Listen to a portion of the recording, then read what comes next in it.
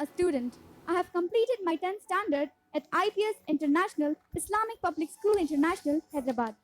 Ladies and gentlemen, with immense sincerity, I stand here of the days to deliver a speech on hijab. And I'm sure through India Islamic Cultural Center, through this iconic platform, my message on hijab, my love for hijab, my respect for hijab, my emotions attached with hijab will spread across the world, inshallah. A woman modestly dressed is like a pearl in its shell.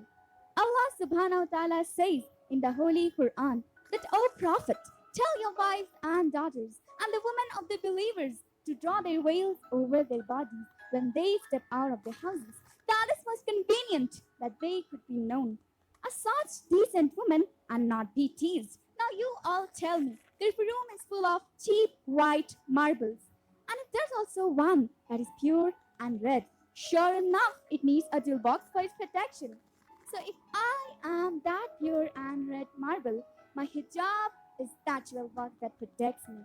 Hijab does not cover up a girl's beauty, but in fact, it displays her strength, commitment, and confidence, which is built out of love for her Lord Allah subhanahu wa ta'ala, and not for the love of this worldly life. Some people claim that wearing hijab is going back to the prehistoric period. Well, that's not true. Such people fail to realize that actually being half naked is going back to the Stone Age. Very often this question arises that why do Muslim women wear hijab? Let me answer this question to the world that the beauty of a woman is for their husbands, their man, and not for the mankind. Dear sisters, when your hijab is seen through, or when the scarf on your head is covered but your hair is showing, or when your hair is covered but your ears are showing, or when both your head and hair are fully covered but you're flaunting your body with skin-tight clothes and still think that you're wearing hijab, then my dear sisters, you're truly mistaken. That is not hijab. That really is not your hijab. You know what hijab is?